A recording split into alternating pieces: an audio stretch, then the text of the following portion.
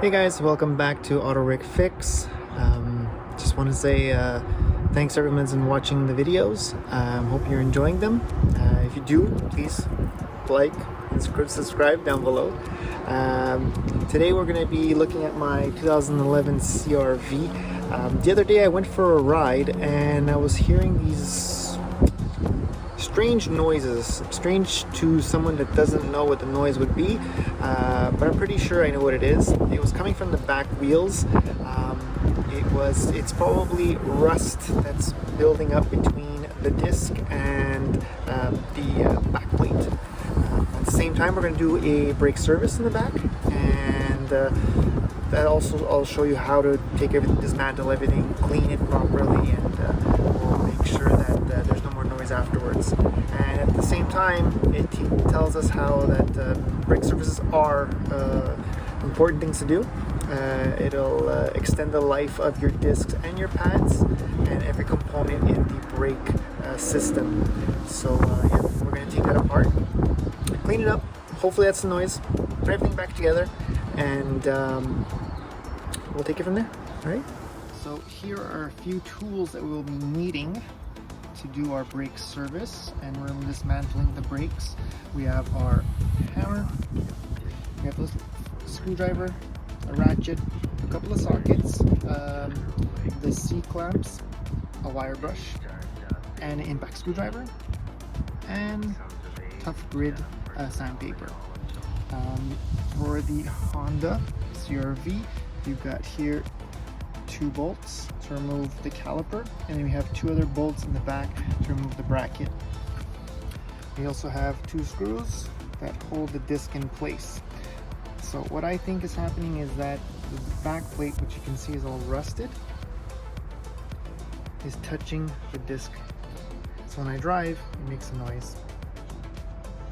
And the different sizes that we usually use for Honda is a 12mm and 14. So here we go. I'm gonna take everything apart. So like I said, you got the 12mm. Let's remove that. And then you have back here, it's going to be, if I'm not mistaken, 17 sockets.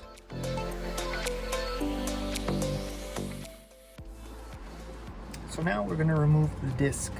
As I showed you before, there's 2 screws. You can, not all models, makes and models come with them, and sometimes if you got your car serviced somewhere, sometimes they don't put them back, but Honda puts them on so that it centers the disc directly onto the hub, so you have no creation of vibration. As I saw at my caliper bracket, my sliding bolts are still quite good. Don't need to be lubricated, but we're going to clean the surface area afterwards with the wire brush. Alright, but first thing first, we're going to take off the disc just to see behind what's rubbing and making that noise. So have my punch, just simply take it,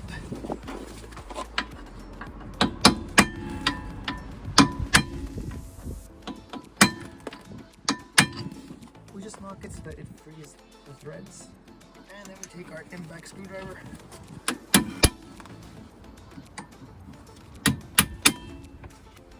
and remove the screws.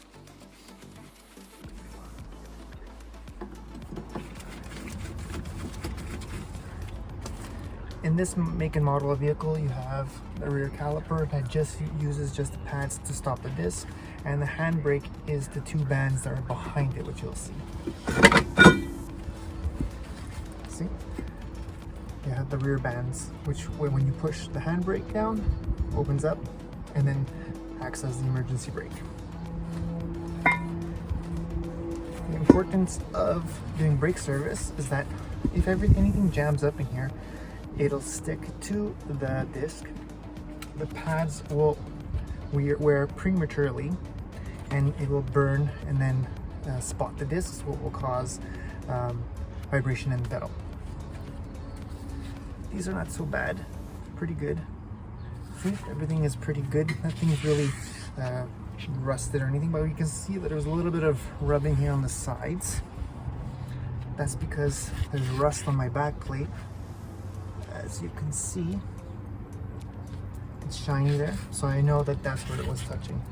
I'm gonna knock it a little bit, try and clean it up with some sandpaper. If not, I have my compressor in the back and I'll take it and I'll grind it down a little bit so that it doesn't touch anymore.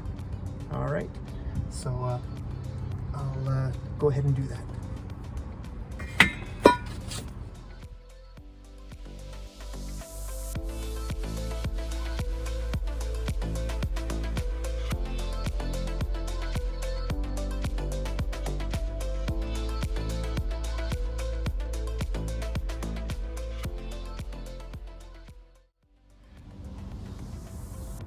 So as you can see, there's a lot of rust that was accumulated on the back plate.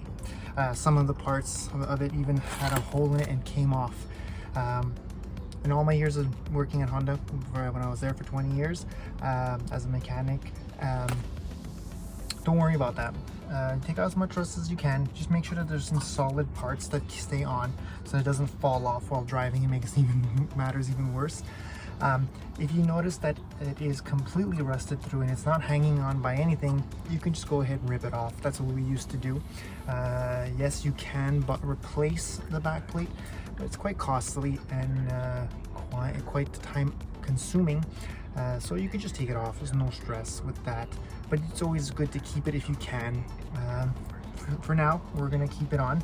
It's quite solid. We're gonna put back the disc. Just move it back and forth to make sure nothing is touching, especially the points of contact, like around here, around the hub of the disc. And yeah, after that, we're gonna take our bracket, clean it, put some lubricant on the bolts, and put everything back together. So yeah, and hopefully that was the noise that I heard when I was driving. All right, so I'll keep on going. All right, so we're gonna put back the disc. Moving it, we don't hear any rubbing noise on it, so we're just going to put back our two bolts, two screws, sorry.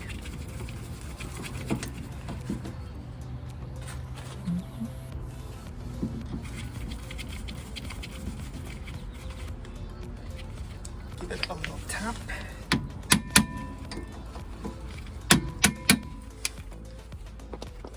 Alright, I'm going to take our bracket.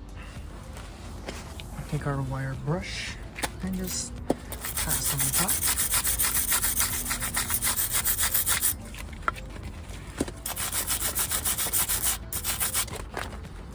Clean off the shims. You can even take the shims off, and as you can see that sometimes there's rust and dirt behind it, and then there's on this part here there might be some rust that creates over time, which makes it squeezes onto the pad, which makes the pad get jammed in the bracket, which causes premature wear of the disc and the pads. So this is all what happens when they do a maintenance at the garage.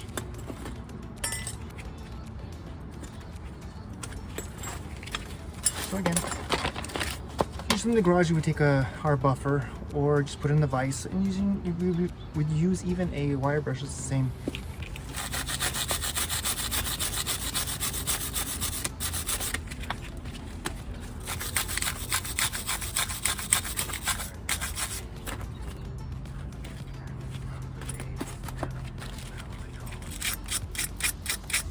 If there was a lot more rust and dirt, I would have taken it to the vise into the shed and then put it into the vise and cleaned it up.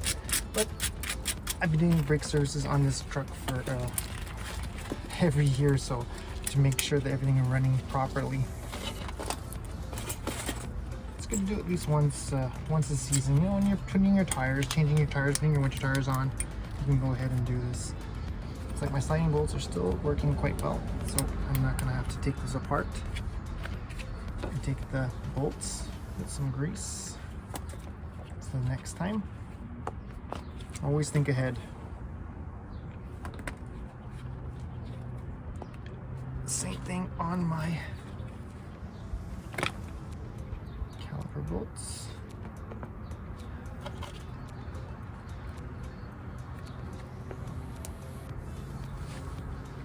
Right.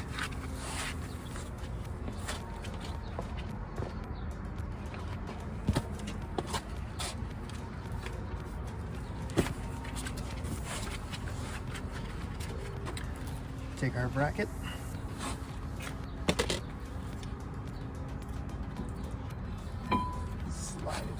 in here.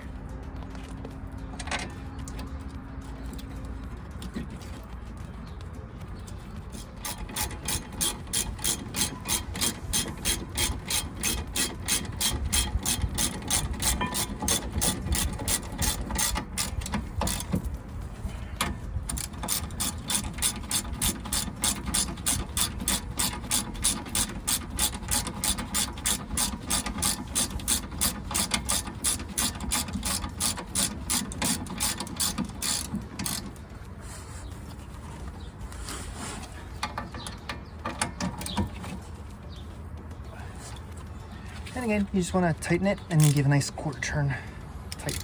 If not, you can get your torque wrench and take out the specs and torque it. If I'm not mistaken, could be wrong. You can look it up and write down in the comments. I really appreciate it. If I'm not mistaken, it's 26 pounds to torque the bolts on the bracket. So here are our rear pads. As you can see, we still have about a good 50% left on the pads, and they're wearing quite evenly. If they were not wearing evenly, you would see that there'd be grooves, or one section of it would be on an angle or anything like that. But these ones are pretty good. We're just gonna clean up the edges a little bit here.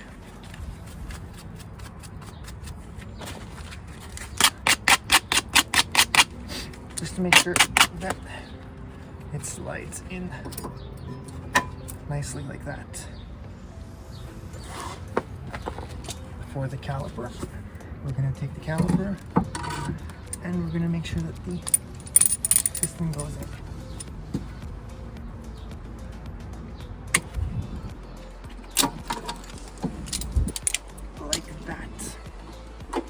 Now you'll see on some models like this one, it has a pins in the back of it. This slides into the hole of the caliper.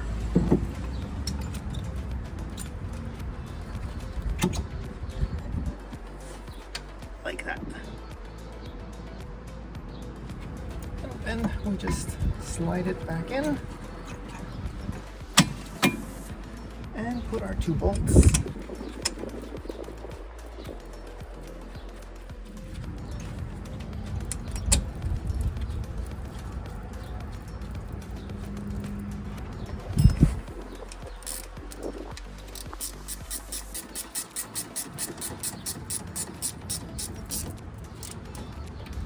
Nice 12mm socket.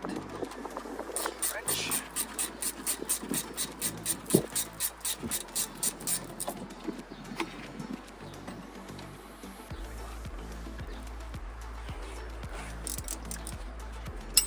Sometimes if you're lucky, like on Hondas, a sliding bolt is has a socket end to it, which is usually between 19 and 17. This one is a 17, so you can just slide it in, so that it's easier to tighten and so that it doesn't strip or anything. And then again, you just make sure that there's nothing's touching, everything is fine. One very, very important fact. Now that we push the piston into the caliper, the pads are no longer touching the disc. So as soon as you get into the car, when you put the wheel back on, before starting it, I'm telling you guys, before starting it, pump the brake so that the piston comes out and puts back pressure onto the disc. Because if not, I've seen it before, it's happened, not personally, but to people that I've known. As soon as they do their brake job, they get in the car, they start the car, they put it into drive, and the car takes off because of the fact, and they push on the brake, but it goes straight to the floor. Like this, you're just pre-priming your brake pads so that when you put it into drive, you have the brakes to stop the car. All right, guys. So I hope you learned something. So to recap, it is important to do brake servicing, maintenance, to prolong the life of your discs and your pads, and it also prolongs your wallet, so you can spend money and time on other things. Like I said, here, just by fluke, I had a noise the last couple of days. and it gave me the opportunity, to take everything off and show you guys how to do the brake service at the same time. And as you can see, rust does attack. So again, thanks a lot for watching. If you like content like this, you can just like and subscribe, and I'll see you guys next week. I got a few things going on, and hope you guys come along on the journey. All right, thanks a lot, guys. Have a good one.